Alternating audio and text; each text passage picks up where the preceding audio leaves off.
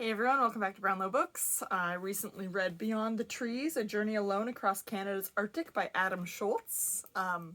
It was a book club pick. It was not my pick, but I already owned it because this thing is my kind of jam.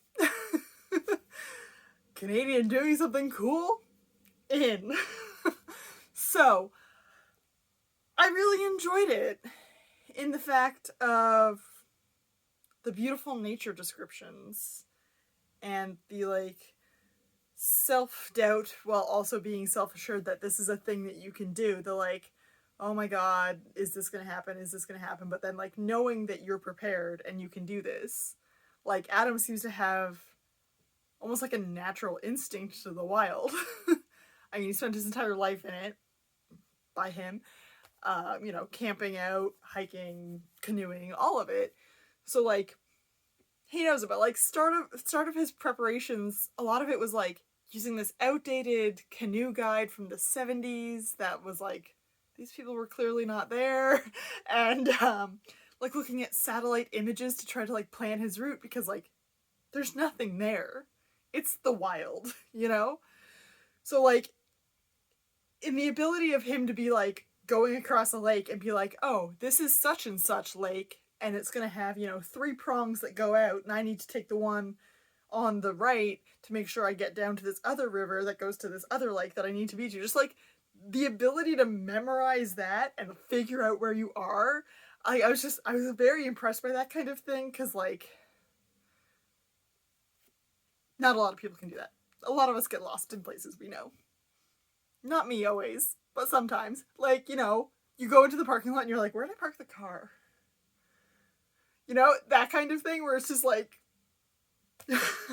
not saying Adam doesn't do that too, but just being in where there's literally nowhere, where it's untouched by man, and you're just oh yes, look at that tree, it means it's pointing north. What? So it's just the natural instinct and the ability to logic out where he is, what he needs to do, any of that to make it through this was just really impressive. Also impressive, the absolute scale of nature in this book. He's describing how big things are, and I'm just I can't even fathom it. I cannot fathom the things he's telling me about because they're just so far outside of my realm. And so it was just, that was really interesting. And all these beautiful things, when he's describing the call of the birds, or how the moss grows on the side of these rocks, or the way the waves crash in this very specific way. It's just all so beautiful. And I'm just this is delightful. I love this. Very much into the nature books. He does have some photos in the center. If you're reading it as an ebook, those pictures are at the very back, as I discovered in our book club today. The things I did not like about it, sometimes it was a touch repetitive, which I admit is a thing that you're going to get when you're basically doing the same thing over and over every single day for 5 months. Right? So, there was times where it's just yes, you're being swarmed by black flies. Oh, you cannot find a place to sleep. Oh, there's another storm rolling in. Oh, it's windy. Oh, it's windy again. Oh, it's a 3rd day of wind. There were some times where you're just kind of can we just maybe skip a couple of days here kind of thing.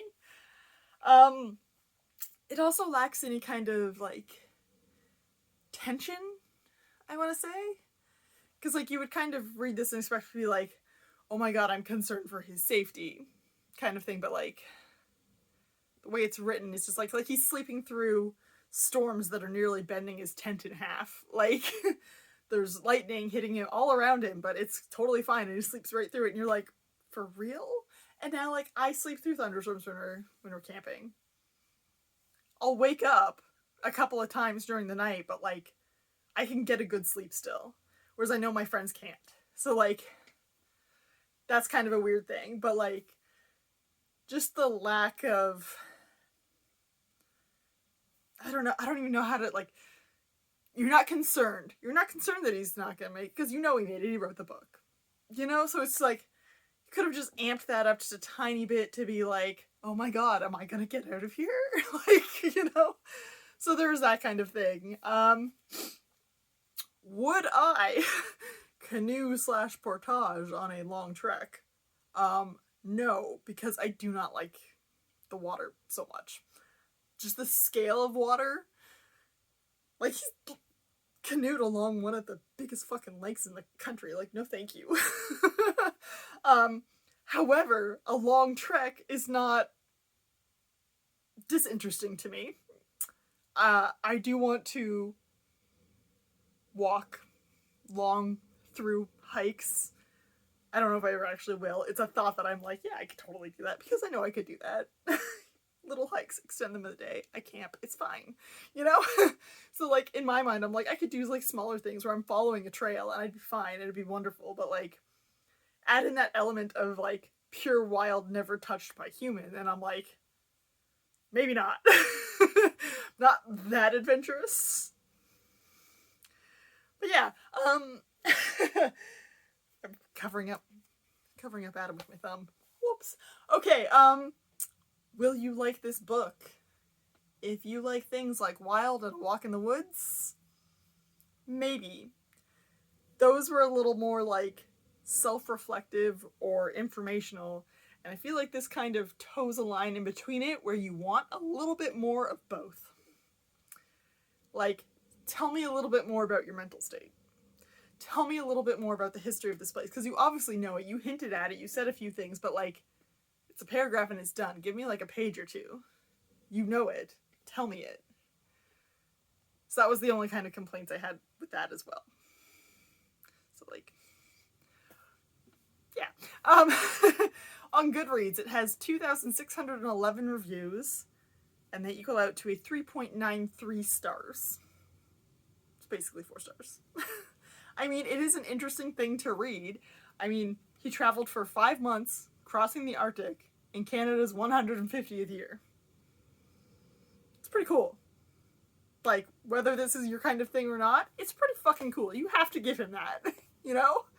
I'm always impressed when people do these big long things. Like, people who are like, I'm hiking the Appalachian Trail. I'm just like, fucking for real? Okay, good for you. You know, like, do cool shit.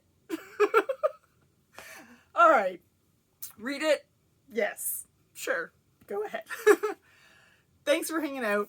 I'll see you around next time.